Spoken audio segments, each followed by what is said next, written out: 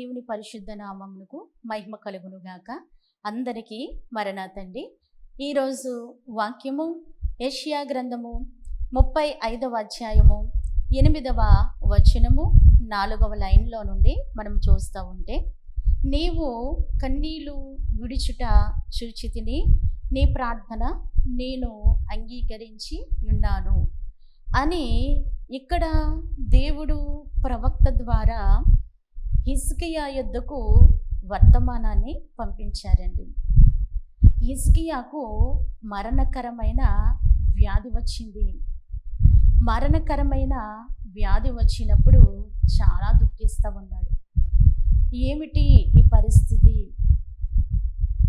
హిజ్కియా, నీవు మరణము కాబోతున్నావు అనే మాట వినబడగానే చాలా భయం వేసిందండి. నిజమే కదా, డాక్టర్ యొద్దకు వెళ్ళినప్పుడు నీవు కొద్ది రోజుల్లో చనిపోతావు అని డాక్టర్ చెప్పాడు అనుకోండి, మనకి ఎంత భయం వేస్తూ ఉంటుంది. అయ్యో ఇంకా నేను బ్రతకనా, అయ్యో నాకు ఇంకా జీవితం లేదా, ఏమిటి ఇంకా నాకు బ్రతికే అవకాశం లేదా అని బాధ, వేదన, ఎంతగా భయము మనల్ని వేధిస్తుందో అలాగునే ఇక్కడ కూడా హిజ్కియా రోగి అయి పడి ఉన్నప్పుడు ప్రవక్త ద్వారా ఆయనకు వర్తమానం వచ్చింది, ఇదిగో నీవు చనిపోబోతున్నావు. ఇలాంటి మాట అతని చెవిని పడగానే ఒక పాటి భయము, ఒక పాటి ఆందోళన తనని అలుముకుంది, వేధిస్తూ ఉంది. నిజమే కదండి, మనకి కూడా ఇలాంటి సంఘటనలు ఎదురైనప్పుడు వ్యాధి వస్తే వ్యాధి ద్వారా భయము, ఏమైపోతానో, నేను బ్రతకనేమో, నేను ఇక జీవించనేమో, అయ్యో నా ఇంటి వారి పరిస్థితి ఏంటి, నా పరిస్థితి ఏంటి అని చాలా ఆందోళన చెందుతాం కదండి. అలాగనే హిజ్కియా కూడా చాలా ఆందోళన చెందాడు. అయితే గోడ తట్టు తిరిగి ఆయన ప్రార్థన చేస్తూ ఉన్నాడు, కన్నీళ్ళు విడుస్తూ ఉన్నాడు. దేవా, నా ప్రార్థన అంగీకరించు, నేను చేసిన మంచి కార్యాలను జ్ఞాపకం చేసుకో, నాకున్న ఈ వ్యాధి మరణకరమైనది అని సెలవిచ్చావు, ఇది తొలగించు ప్రభువా, నా నుండి తీసివేయి ప్రభువా అని ఎంత కన్నీరు విడుస్తూ ఉన్నాడు. మనకి కూడా వ్యాధిలో ఎంత కన్నీరు వస్తుందండి. అయ్యో ఈ బలహీనత, ఈ వ్యాధి, ఈ తెగులు నన్ను పీడిస్తుందే, డాక్టర్ల వల్ల కాదన్నారు, మందుల వల్ల కాదు, ఎవరి వల్ల కాదు, ఏమిటి ఈ బాధ ఏంటి, ఈ వేదన ఏంటి అని మనకి కూడా చాలా కన్నీరు వస్తుంది కదండి. అలాగనే హిజ్కియా కూడా చాలా ఏడుస్తూ ఉన్నాడు. ఏడుస్తూ ఉన్నప్పుడు దేవుడు అంటూ ఉన్నారు, నీ యొక్క కన్నీటిని నేను నీవు కన్నీళ్ళు విడుచుట నేను చూచాను. అవునండి, దేవుడు కన్నీరు చూస్తూ ఉన్నాడు. చాలామందికి అనిపించవచ్చు, కొందరు అనుకుంటారు కదా, నేను ఏడుస్తూ ఉంటున్నాను, నేను కన్నీరు విడుస్తూ ఉన్నాను, దేవుడు నన్ను ఏమీ చూడటం లేదు, దేవుడు నన్ను ఏమీ పట్టించుకుంటం లేదు, దేవుడికి నా కన్నీరు అవసరం లేదు, అయ్యో నా కష్టం ఇది, అయ్యో నా బలహీనత, నా వ్యాధి, నా సమస్య ఇది, నా ఇబ్బంది ఇది అని అనేక పరిస్థితులు మనకి ఎదురైనప్పుడు మనం ఏడుస్తూ ఉంటూ కన్నీరు విడుస్తూ ఉంటూ దేవుడు చూడటం లేదు, దేవునికి నా శ్రమ అర్థం కావటం లేదు, నా సమస్య ఆయనకు అర్థం కావటం లేదు అని ఏడుస్తూ ఉంటాం. కానీ వాక్యం అంటా ఉంది, కన్నీళ్ళు విడుచుట ఎవరు చూస్తారేంటండి? దేవుడు చూస్తారు. ఇందుకు ఉదాహరణగా నేనే నా శ్రమలో నాకు ఎదురైన పరిస్థితికి కన్నీళ్ళు విడిచి దేవుని సన్నిధిలో మొర్ర పెట్టుకున్నప్పుడు, వివాహ విషయంలో దేవుని సన్నిధిని ఎంతో కన్నీరు విడుస్తూ ఉన్నాను. సేవకుడిని మరి నాకు దయచేయి ప్రభువా, నాకు సేవకుడు కావాలి, నీ సేవ నేను చేయాలి అనే ఆసక్తి కొద్ది అడుగుతున్నప్పుడు దేవుడు ఒక కన్నీటి బుడ్డిని చూపించారండి. ఇంకా ఇది నిండలేదు, ఈ కన్నీరు బుడ్డి నిండినప్పుడు నీ కార్యము సఫలమవుతూ ఉంది. కనుక దేవుడు మన కన్నీరు చూస్తూ ఉన్నారు, దేవుడు మన ప్రార్థన ఆలకిస్తూ ఉన్నారండి. నీవు కన్నీరు విడుచుట చూచితిని, నీ ప్రార్థన కూడా నేనేం చేశానంటే అంగీకరించి ఉన్నాను. నీ ప్రార్థన నాకు వినబడింది, నీ కన్నీరు కూడా నాకు కనబడింది. దేవుడు ప్రతి విశ్వాసిని కూడా కనిపెడుతూ ఉన్నాడు. తన నామమందు ప్రార్థన చేయు వారికి సహాయం చేయడానికి ఆయన ప్రతి ఒక్కరి ప్రార్థనను ఆలకిస్తూ ఉన్నారు. దేవుడు వినటం లేదు అనుకోవద్దు, దేవుడు కన్నీరు చూడటం లేదు అని అనుకోవద్దండి. దేవుడు తప్పనిసరిగా కన్నీరు చూస్తూ ఉన్నారు. మరి కన్నీరు చూసిన దేవుడు ఏం చేశాడు? తనకు వచ్చిన మరణకరమైన రోగము నుండి తప్పించారండి. మరణకరమైన వ్యాధిని పోగొట్టారు. ఇక మరణమే, ఆ వ్యాధి వచ్చిందంటే ఇక మరణమే. ఈ లోకములో కూడా వ్యాధి సంచారము చేస్తూ ఉంది. వ్యాధి అనేకులను అనేక తెగుళ్ళు, అనేక వ్యాధులు దాడి చేస్తూ ఉన్నాయి. ఒక్కొక్క వ్యాధి వచ్చిందంటే ఇంకా చనిపోవటే, కానీ దానికి ఒక పరిష్కారం అనేది లేదంటారు. కానీ దేవుని సన్నిధిలో విశ్వాసముతో హిజ్కియా ప్రార్థించాడు. దేవుని సన్నిధిని కన్నీరు విడిచాడు. మనము కూడానండి దేవుని సన్నిధిలో మన పరిస్థితులు మారుట కొరకు, మన వ్యాధి తొలగుట కొరకు విశ్వాసంతో ప్రార్థించాలండి. విశ్వాసము లేకుండా ప్రార్థిస్తే క్రియ జరగదు కదా. కనుక విశ్వాసం ఉండాలి. దేవుడు విడిపించువాడు, దేవుడు స్వస్థపరచువాడు. కనుక వాక్యం అంటా ఉంది, ఆయన వద్దకు వచ్చేవారు ఆయన ఉన్నాడని నమ్మాలి.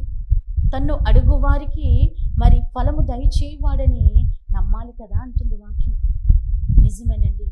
నువ్వు దేవునిని ప్రార్థిస్తున్నావు అని అంటే దేవుడు నీకు జవాబు ఇస్తాడని కూడా నీవు నమ్మాలి.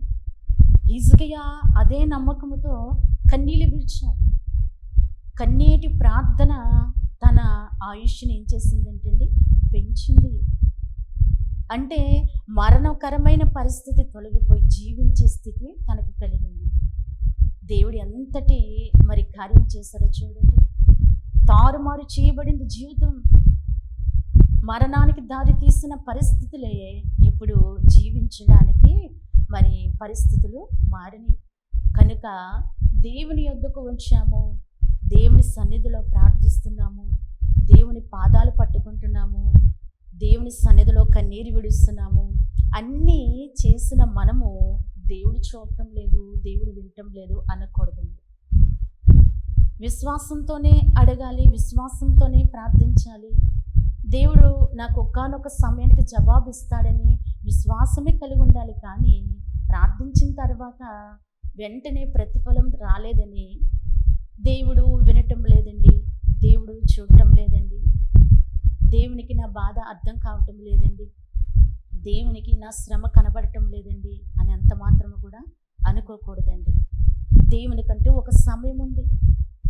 మనం అనుకునే సమయంలో దేవుడు చేయడు, కానీ దేవుడు తన యొక్క నిర్ణయ కాలమందు కార్యం తప్పనిసరిగా జరిగిస్తూ ఉంటాడు. నేను అలాగనే ఏడ్చి దేవుని సన్నిధిలో ప్రార్థించేదని, దేవుడు తన నిర్ణయ కాలం వచ్చినప్పుడు, కన్నీటి బుడ్డి నిండినప్పుడు తన కార్యమును నా యందు జరిగించాడు. అలాగనే దేవుడు ప్రతి ఒక్కరి యందు తన కార్యమును జరిగించడానికి ఒక నిర్ణయ కాలం ఉంది, ఒక సమయం ఉంటా ఉంది. కనుకనే మరి ఈ హిజ్కియా మరణమైపోయే పరిస్థితికి దారి తీయబడినప్పుడు అతను ఎంతగా గోడ తట్టు తిరిగి కన్నీళ్లు విడుస్తూ ఎంతగా ప్రార్థించాడు, ఎంతగా మొరపెట్టుకున్నాడో. ప్రభువా, నీకు అసాధ్యమైంది ఏముంది? మనము కూడా అడగాలి, దేవా నీకు అసాధ్యమైంది ఏముంది? ఈ రోగము మరణానికి దారి తీసిందే కావచ్చు, కానీ నీవు జీవింపచేయవాడవు, నీవు ఆయుష్నిచ్చేవాడువు, నువ్వు బాగు చేయవాడువు.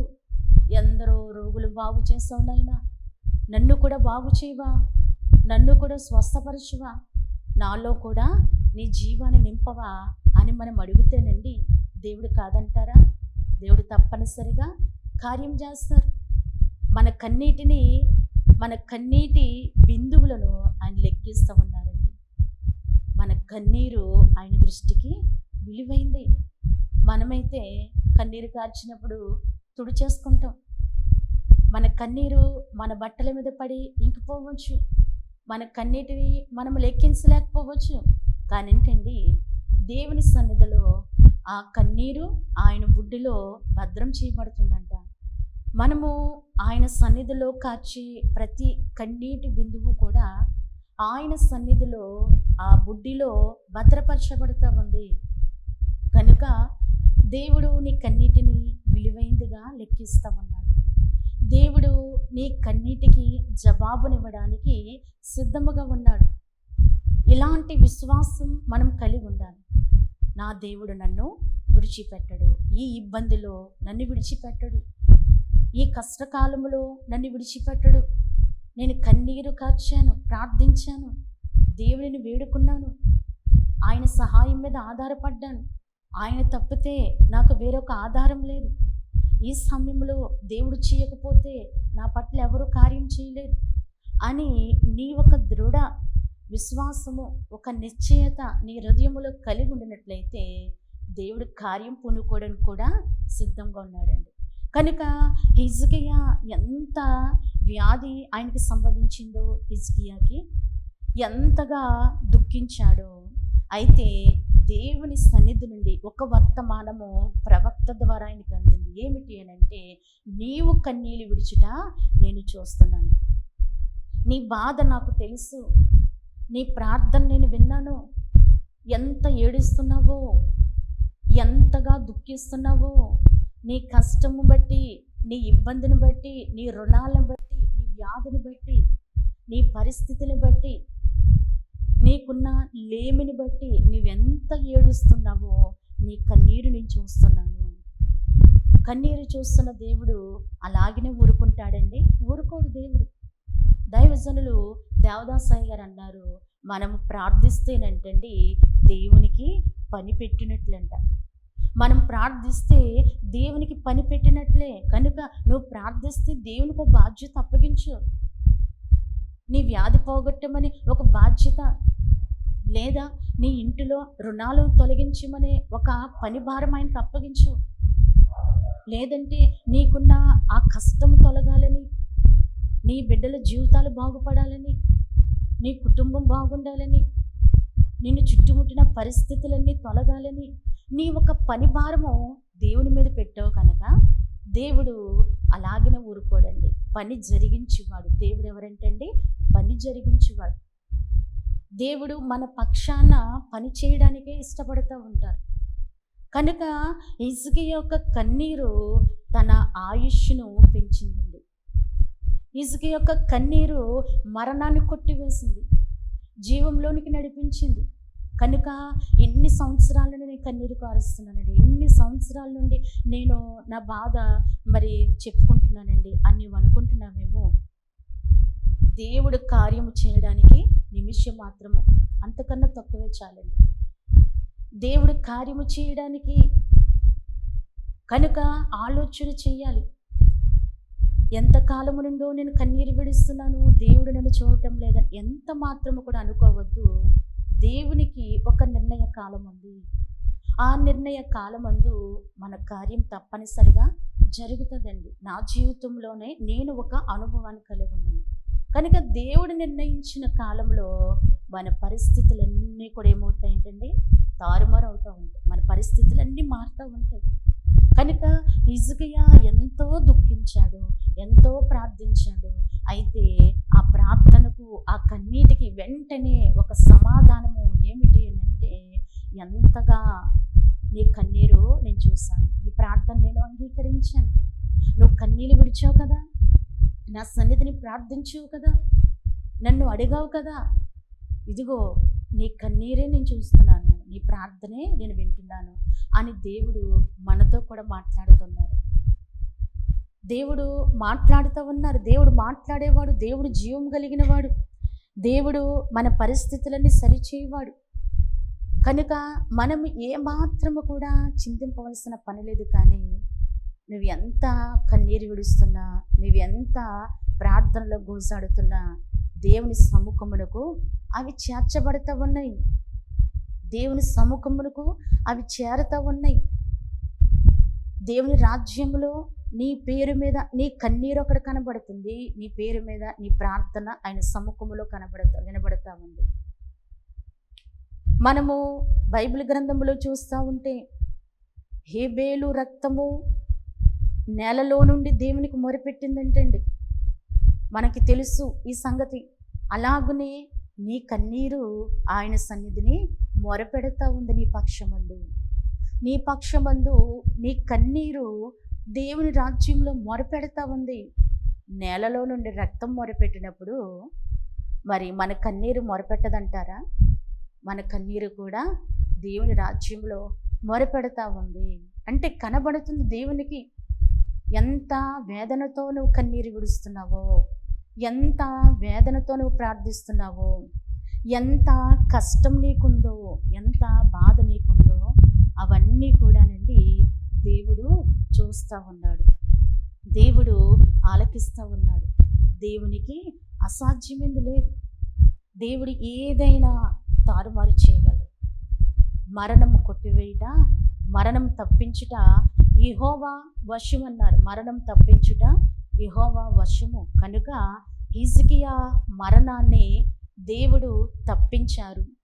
హిజ్కియా మరణాన్ని కొట్టివేసి మరింత కొన్ని సంవత్సరాలు ఆయుష్కాలము 15 సంవత్సరముల ఆయుష్కాలం పెంచారండి. కనుక దేవుడు మనల్ని చూస్తూ మన పరిస్థితుల నుండి విడుదల ఇవ్వడానికి, మన జీవితములందు దీవెనలను పంపడానికి, మన జీవితంలో ఉన్న కష్టమును తొలగించి, మన ప్రయాసను తగ్గించి, మనకు ఒక సంతోషాన్ని ఇవ్వడానికి దేవుడు చూస్తూ ఉన్నాడు. ఇది నిజము. ఎల్లకాలము కష్టాలు ఉండవు, కానీ ఎల్లకాలము శ్రమ వేధించదు. కానీ ఒక కాలం ఉంటా ఉంది, ఒక సమయం ఉంటా ఉంది. ఆ సమయానికి దేవుడు దీవెన పంపితే ఇవన్నీ తొలగిపోవలసిందే. కనుక దేవుడు తన జీవాన్ని మరి హిజ్కియాకు అందించారు, ఆయుష్కాలను పెంచారు. ఎంతో గొప్పగా అక్కడ కార్యము జరిగింది. హిజ్కియా మరింత మరి కొన్ని సంవత్సరాలు బ్రతకడానికి అవకాశము చూడండి. ప్రార్థన ఎంతటి పరిస్థితిని మార్చిందో. కనుకనే కన్నీటి ప్రార్థన మనం కలిగి ఉండాలండి. కన్నీటి ప్రార్థన. నాకు అస్సలు కన్నీరు రాదండి, నేను అస్సలు అలా ప్రార్థించలేను అని అనుకుంటున్నారేమో. ఒక్కొక్క సందర్భంలో ఒక్కొక్క శ్రమ కన్నీటికి మనల్ని గురి చేస్తూ ఉంటుంది. ఒక్కొక్క బలహీనత కన్నీళ్లకు మనం గురి చేస్తూ ఉంటాం. కనుక ఆలోచించాలి. దేవుని సన్నిధిలో నీవు కారుస్తున్న కన్నీరు చూడటం లేదని అనుకోవద్దు. నీ ప్రార్థన వినబడటం లేదని అనుకోవద్దు. అన్నీ చూస్తున్న దేవుడు ఒక సమయమందు వీటన్నిటికీ, అంటే నీ సమస్యలన్నిటికీ కూడా ఫుల్ స్టాప్ చెప్పే రోజు ఉంటా ఉంది. ఆయన నిర్ణయించిన ఒక కాలం ఉంది. ఆ కాలము మన జీవితంలో తటస్థించే వరకు, ఆ సమయం మన జీవితంలో వచ్చేంత వరకు మనం ప్రార్థించాలి. ప్రార్థనలో వెనకబడకూడదు. కన్నీటి ప్రార్థన వెంటనే జవాబును ఇస్తూ ఉంది. అలాంటి కన్నీటిని మనం విత్తిన వారమైతే ఎంతో గొప్ప ఫలం మనం చూస్తామండి. హిజ్కియా జీవితమే ఒక ఉదాహరణగా కనబడుతూ ఉంది. కనుక వాక్యం వింటున్నాము. వాక్యము ద్వారా మనం ఏం చేయాలంటే గొప్ప బలాన్ని సంపాదించుకోవాలి. గొప్ప ఆదరణ మనం కలిగి ఉండాలి. దేవుడు నాతో మాట్లాడుతున్నారు, దేవుడు నన్ను ధైర్యపరుస్తున్నారు, దేవుని మాట నా కోసమే అని ఈ దినముందు ఈ వాక్యమును బట్టి కనుక నీవు సంతోషిస్తే, దేవుడు నీ పరిస్థితి ఏదైనా కానీ మార్చడానికి సిద్ధముగా ఉన్నారు. కనుక దేవుడిని అడగాలి. ప్రతి దినమందు కన్నీటి ప్రార్థన ఆయన పాద సన్నిధిని మనం జరిగించినప్పుడండి దేవుడు ఆలకిస్తాడు, జవాబునిస్తాడు, గొప్ప కార్యం జరిగిస్తాడు. అట్టి ధన్యత ఈ వాక్యాన్ని బట్టి మనందరికీ కలుగునుగాక. ఆమేన్. చిన్న ప్రార్థన చేసుకుందాం. మహాపరిశుద్ధుడు సర్వోన్నతుడైన మా తండ్రి, నీ పరిశుద్ధ నామానికి వందనాలు, స్తోత్రాలు చెల్లిస్తున్నాము నాయన. ఈ దినమందు విత్తబడిన ఈ మాటలు బట్టి మీకు స్తోత్రములు. మీరే నాయన మాలో ఉండి మాట్లాడి ఉన్నారు. అవును తండ్రి, నువ్వు గొప్ప దేవుడు. కన్నీరుని చూస్తున్నావు, ప్రార్థన ఆలకిస్తున్నావు తండ్రి. ఎందరైతేనైనా తమ పరిస్థితులు బట్టి కన్నీరు విడుస్తున్నారో అటువంటి వారికి ఈ మాటలు ధైర్యం ఇచ్చిస్తున్నామని నమ్ముచున్నాము. ఈ మాటల ద్వారా అందరిని బలపరిచి ముందుకు నడిపించి విడుదల దయచేయమని యేసునామమున వేడుకొనిస్తున్నాము తండ్రి. ఆమేన్. అందరికీ మరణాతండి. ఆకాశవాసులారా యెహోవాను స్తుతించుడి. ఆకాశవాసులారా యెహోవాను స్తుతించుడి. ఉన్నత స్థలముల నివాసులారా యెహోవాను స్తుతించుడి. హల్లెలూయా. ఉన్నత స్థలముల నివాసులారా యెహోవాను స్తుతించుడి. ఆకాశవాసులారా యెహోవాను స్తుతించుడి. ఆయన దూతలారా మరియు ఆయన సైన్యములారా, ఆయన దూతలారా మరియు ఆయన సైన్యములారా, సూర్య చంద్ర తారలారా యెహోవాను స్తుతించుడి. హల్లెలూయా. సూర్య చంద్ర తారలారా యెహోవాను స్తుతించుడి. ఆకాశవాసులారా యెహోవాను స్తుతించుడి. సమస్త భూజనులారా మరియు జనములాధిపతులారా, సమస్త భూజనులారా మరియు జనముల అధిపతులారా, వృద్ధులు బాలురు యవ్వనులారా యెహోవాను స్తుతించుడి. హల్లెలూయా. వృద్ధులు బాలురు యవ్వనులారా యెహోవాను స్తుతించుడి. ఆకాశవాసులారా యెహోవాను స్తుతించుడి. ఉన్నత స్థలముల నివాసులారా యెహోవాను స్తుతించుడి. హల్లెలూయా. ఉన్నత స్థలముల నివాసులారా యెహోవాను స్తుతించుడి. హల్లెలూయా. ఉన్నత స్థలముల నివాసులారా యెహోవాను స్తుతించుడి.